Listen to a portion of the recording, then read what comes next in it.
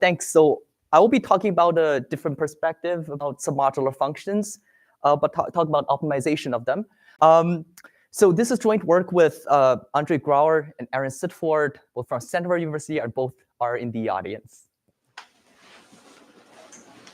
All right, so let's start with submodular functions. Can briefly talk about them, but let me remind you what they are. So we're given a ground set of n elements, okay? And submodular functions are set functions. This means that they are defined on subsets of the ground set. For simplicity, I will always assume that they take integer values. All right, so submodular functions are set functions that satisfy the so-called diminishing marginal gains property.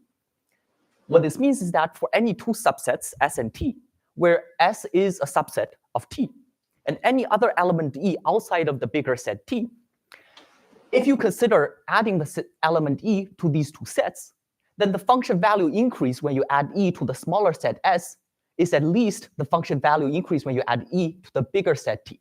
Okay? This is sort of a very natural, intuitive property. Roughly says like the fewer things you start with, you will be happier in getting something extra. Okay? This is a defining property of a submodular function. All right. So submodular functions are actually ubiquitous in applications. Standard examples include the utility functions, graph cut functions, matroid rank functions, which we just saw from Ken's talk, and many others. They're important modeling tools in many different areas. And optimization of these functions have also been extensively studied. There are a few very standard textbooks on this topic if you're interested. So this talk I'll focus on minimization of submodular functions. So I will consider the standard model where we are given a submodular function f accessed through what is called an evaluation oracle. So you query the evaluation oracle with a set S, it will tell you the function value on that set. Right? We assume the range of the function f is from minus m to m, where m is some big integer value. So our goal is to find a minimizer for the submodular function. Right? So algorithms for this problem usually the runtime of algorithms for SFM consists of two parts. A number of queries to the evaluation oracle. This is also called the query complexity of the algorithm, and some additional computations. Right? So one of the most seminal results on submodular function minimization obtained by Grotschel, Lovasz, and Schrijver in a sequence of papers in the 1980s is that this problem can be solved in weakly and strongly polynomial time. So here we see an algorithm runs in weakly polynomial time for this problem if its query complexity and additional computation is polynomial in n and log of the range m. And we see an algorithm runs in strongly polynomial time if its query and computation is polynomial only in the dimension n, and in particular, this bound should be independent of the range m. Okay, so since Grotschel, Lovasz, and Schrijver's seminal work, there have been significant efforts in designing faster weakly and strongly polynomial time algorithms for submodular function minimization. So this is motivated not only by the fact that SFM is a sort of natural problem with applications, this is also one typical example where discrete and continuous optimization meet. And this problem itself has been a testbed for new algorithmic techniques in both these domains. In this talk, I will focus primarily on the query complexity aspect of algorithms. So this is a more structured quantity, which you can hope to prove non-trivial lower bounds. Okay, so what are the state-of-the-art algorithms for SFM? The state-of-the-art weakly polynomial time algorithm has a query complexity roughly n squared log of n. This is first given by Lisa for Wang in 2015, and slightly improved in terms of log factors by joint work with Li, Song, and Wang in 2020. For strongly polynomial time algorithms, the best query complexity roughly n cubed. Right? So I listed the 4 papers here, Li for Wang, the Duality and Zabelli, one of my papers, and recent paper with Li, Song, and Jiang. These papers all achieve roughly n cubed query complexity. They have a slightly different trade-off in terms of query complexity and additional computation, which we will not really care about in this talk. All right. So if you allow additional computation to be exponential time, then the algorithm in my paper could actually give n squared query complexity. Okay. So you see that there's now this factor of n gap between what you can do with strongly polynomial time versus exponential time. So sort of, if you're interested, this gap comes from the trade-off between approximation factor and runtime for approximately solving the shortest vector problem in lattices, which I'm not going to get into. Okay, so what about, right, so despite some efforts in trying to close this gap, currently it seems that getting a strongly polynomial time algorithm with truly subcubic query complexity, this seems quite elusive. Okay, so what about lower bounds? Right. So in a recent paper, Chakrabarty, Lee, Sitfer, and Wang prove that for weakly polynomial time algorithm, there's a evaluation oracle lower bound of n, linear n. So very recently, in a joint work with Chakrabarty, Grauer, and Sifward, we could slightly improve over this bound to n log n for strongly polynomial time algorithm. But this lower bound currently only works against deterministic algorithm. So again, you see that there are very significant gaps between upper and lower bounds for all these various settings. And sort of trying to get close this gap, or in particular getting subquadratic query complexity for weakly and strongly polynomial time algorithm right now seems out of reach. Okay, so given these barriers, it is sort of natural to ask what additional structural assumptions do we need to actually enable faster algorithms? And this talk will focus on what is called sparse submodular function minimization, where we assume the minimizer of the submodular function has at most k elements. Okay, it has more than one minimizer. We just assume that one of them has at most k element. And we ask, can we design faster weakly and strongly polynomial time algorithms when k is small? So why should we be interested in sparsity? Well, first of all, this is sort of a natural assumption that rises in some applications. But kind of more importantly, at least for myself, this problem is sort of a testbed for new algorithmic techniques, which might help us go beyond the current state-of-the-art algorithms for SFM. Okay, so roughly what happens is that the current techniques used in the state-of-the-art algorithms for SFM cannot really leverage sparsity. But if you see some of the, for example, the strongly polynomial time algorithms, sparse subinstances turn out to be one of the barriers for improving the runtime for strongly polynomial time algorithms. I'll hopefully give you a bit more insight into these later on. But before that, I want to also say that sparsity is also interesting in terms of recent efforts in designing parallel algorithms for SFM. So we'll particularly be interested in parallelization in terms of queries to the evaluation oracle. So formally, we consider this query round model, where in every round, the algorithm can make up to poly n parallel queries to the evaluation oracle and get the answers and move to the next round. Okay? So the total number of rounds needed by the algorithm to actually find the minimizer S star, one of the minimizers S star, is called the parallel depth of the algorithm. And we hope to design algorithms such for which the parallel depth is much, much smaller than the number of actual queries it makes. Somewhat surprisingly, the best parallel algorithms for SFM are those sequential ones. So if you look at the query complexity of these algorithms, divide all of them by a factor of n, you will get the current state-of-the-art parallel depth. I will briefly explain where this factor of n come from, but for now, just believe me. So again, you see this the significant gap gets inherited from the previous one. So what about parallel lower bounds? In a recent paper, Chakrabarty, Chen, and Khanna proved that weakly polynomial time algorithms must make at least n to the 1/3 rounds of queries to the evaluation oracle. In a joint work with Chakrabarty, Grauer, and Sifward, we could prove that for strongly polynomial time algorithms, you need at least roughly n rounds.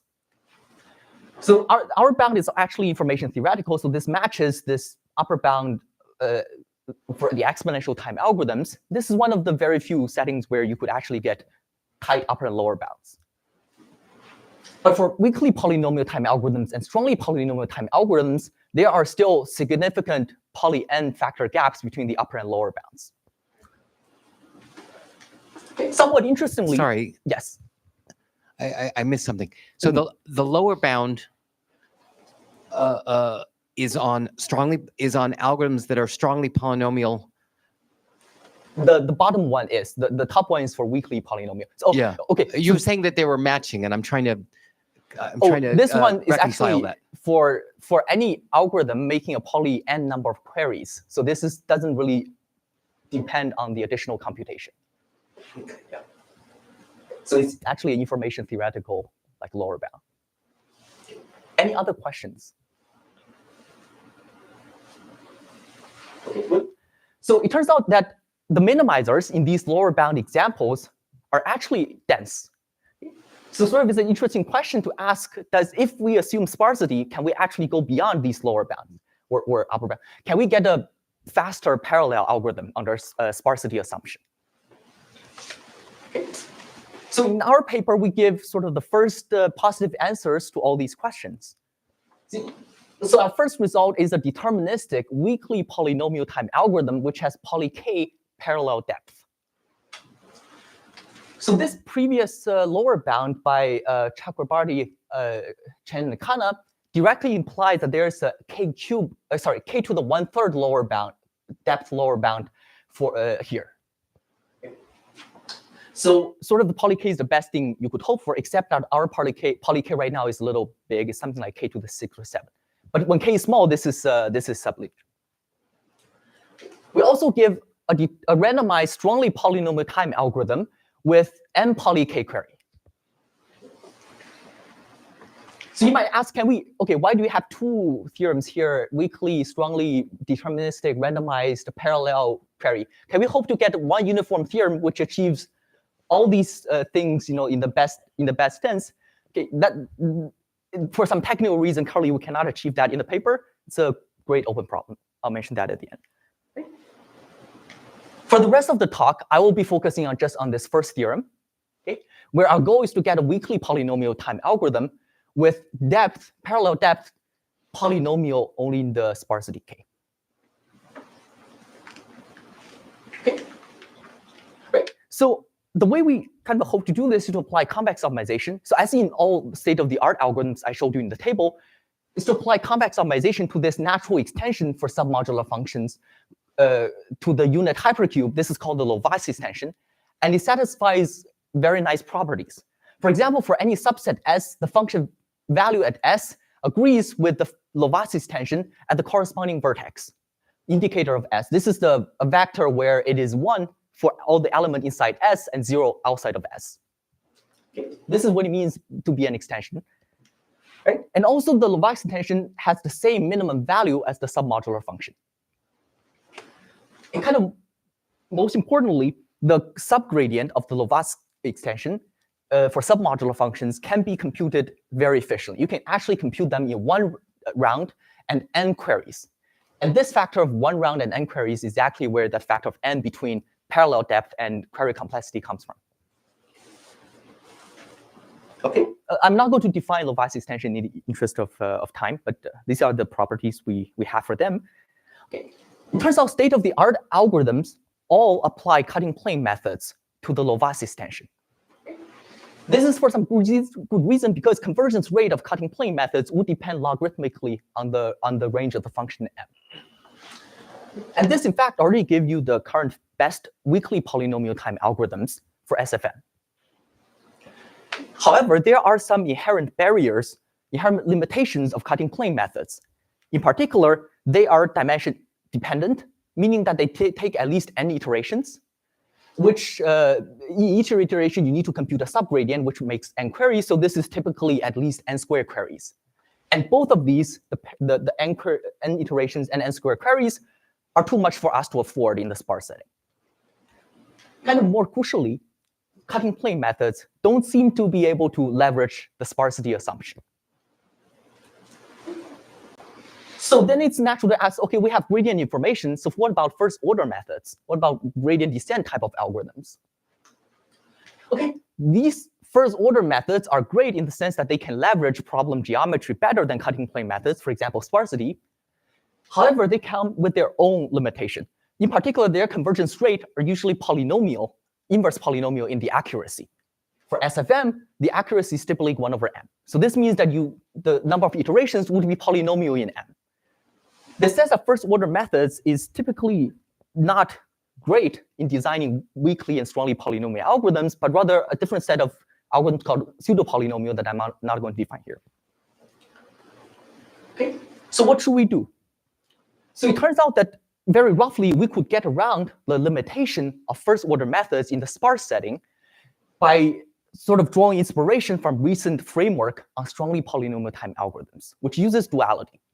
Now, let me introduce a few what duality means in the context of SFM.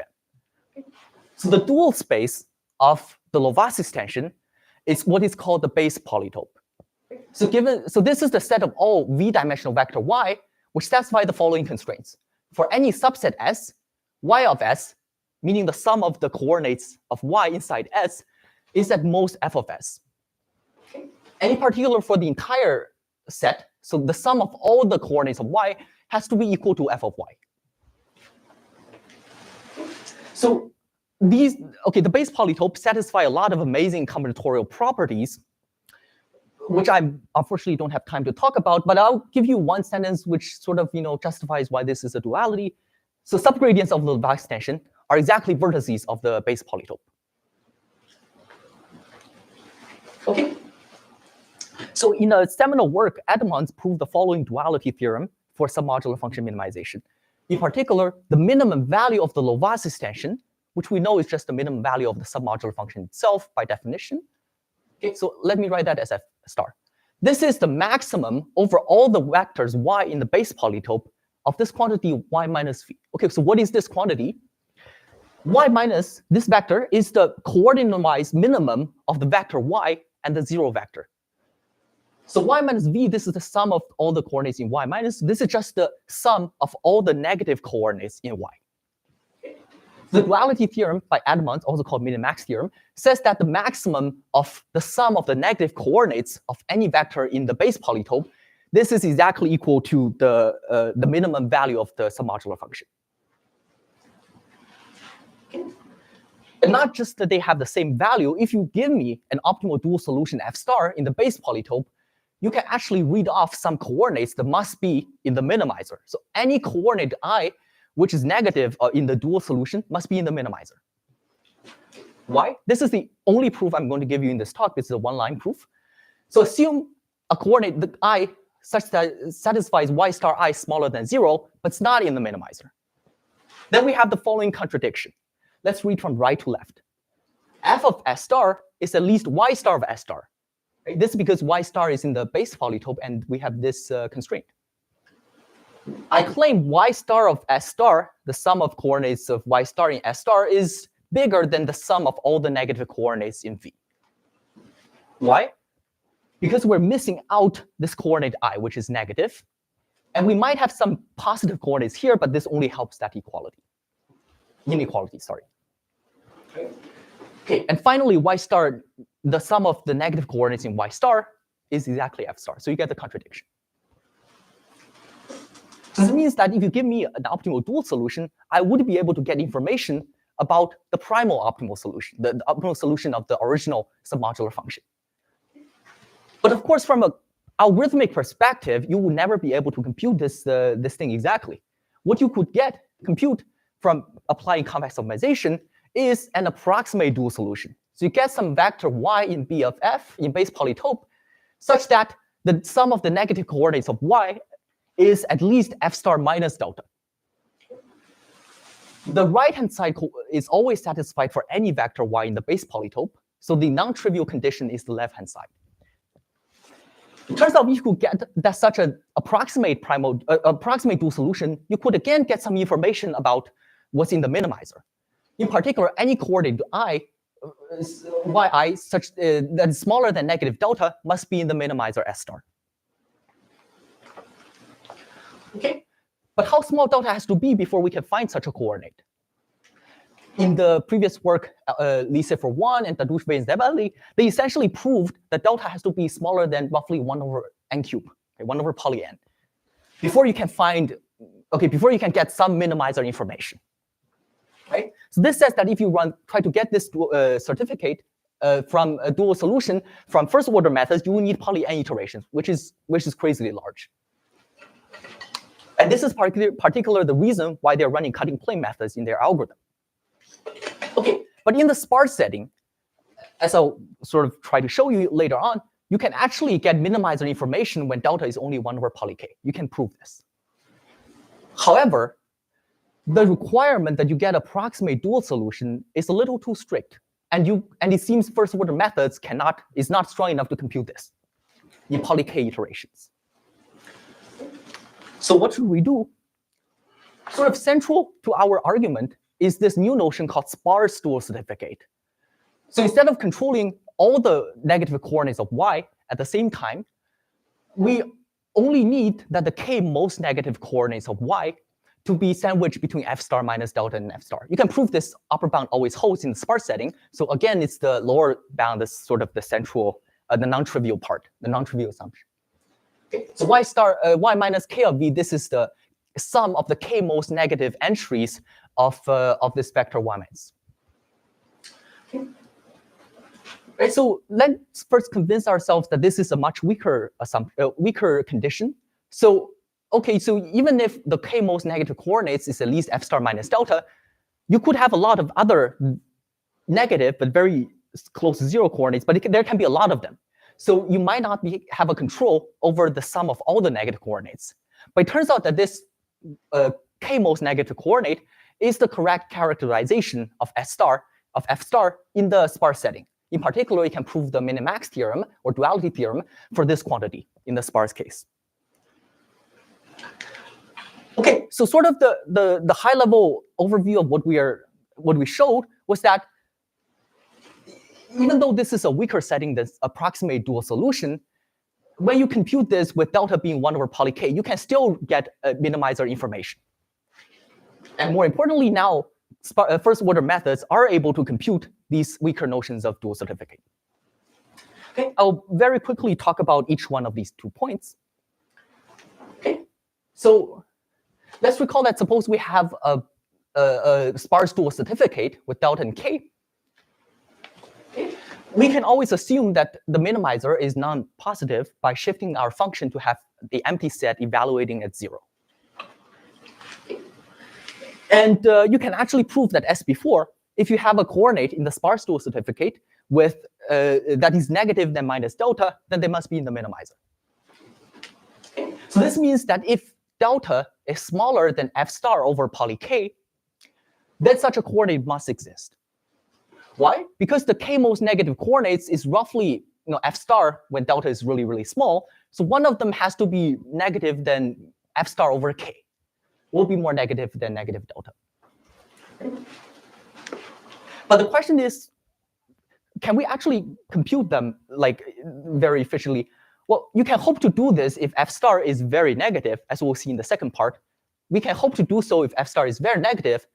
But when f star is very close to 0, our accuracy would also be very close to 0. So there is no hope in that case. So how do we handle this case?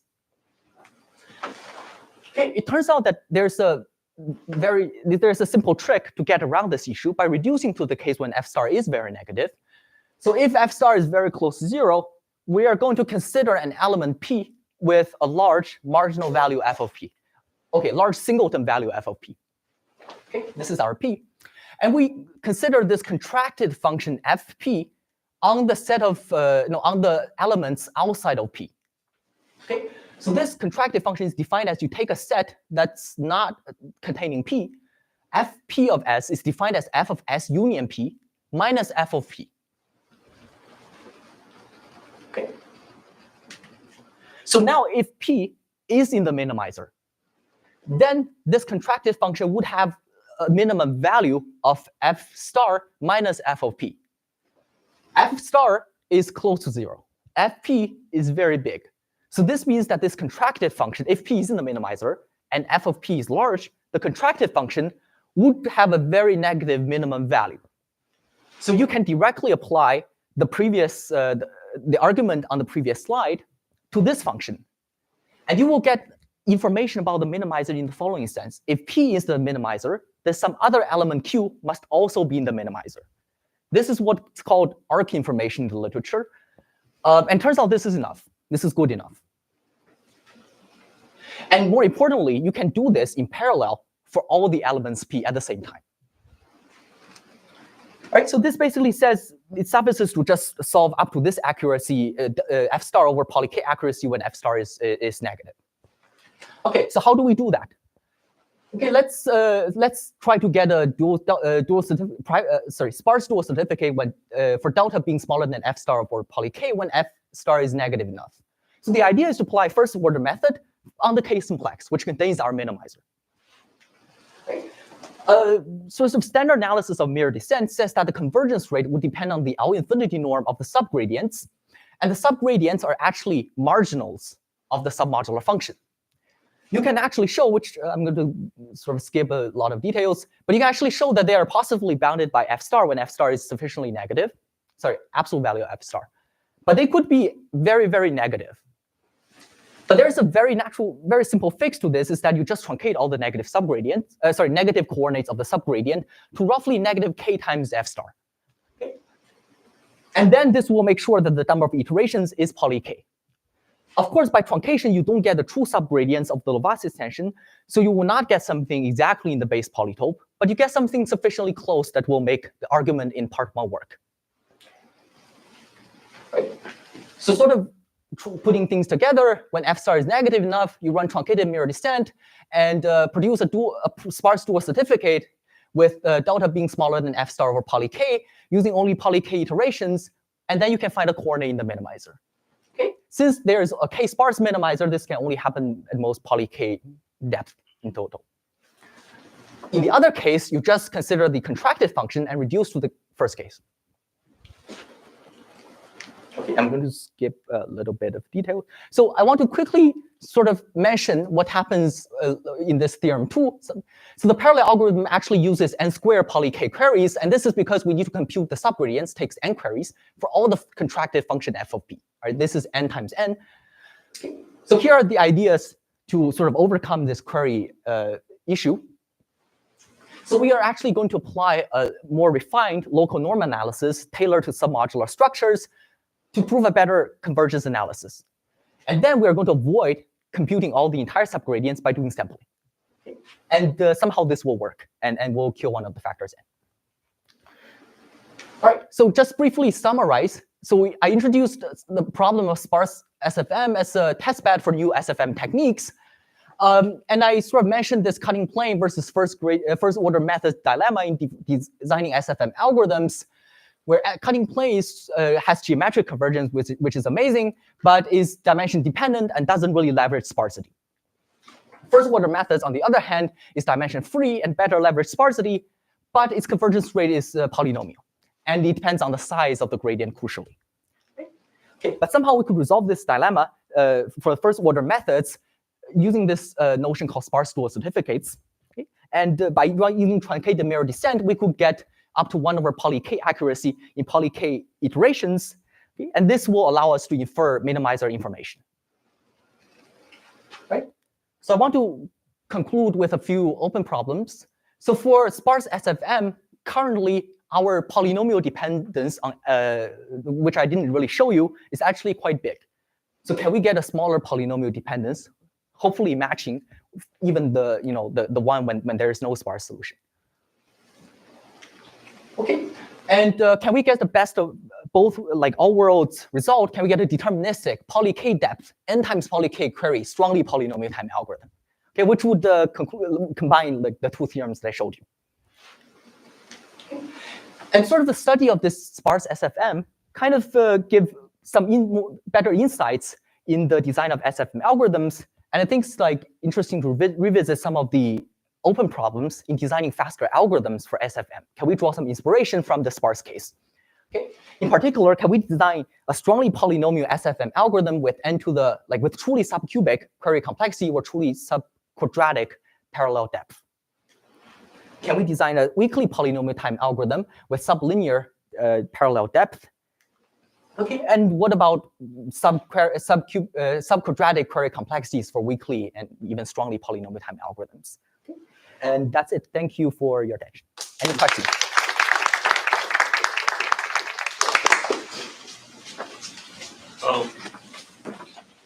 Do you mind scrolling back to the definition of sparse dual certificate? Yes. I had a maybe silly question about it. Yeah. So like basically my question is like why k minus is like smaller than yk, right? Yk, k minus is bigger than yk. Then It's the sum of the k. yeah, this is bigger than y minus of v. Negative entries. Less negative stuff. Oh, I see. Yeah. Oh, okay, cool. Yeah. So somehow like, but that's a good point related to that question is like, why is this always bounded by f star? It turns out you can still get that. Cool. Yes. Although it's bigger than Thanks. y minus v.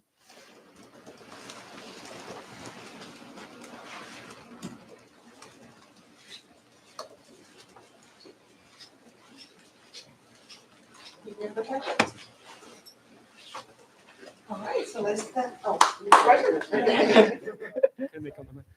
So a separate problem of minimizing a submodular function subject to a cardinality constraint of k is really hard, right? And so that's completely different than this? It's a completely different thing. It's a very different thing. I don't, yeah. The question is like minimizing submodular functions subject to cardinality constraint of k. I think that's a very, very different question. And I'm not sure what's the... If opt is sparse. Yeah, this is assuming there is a opt sparse, which makes the problem, like you promise that there is a sparse solution.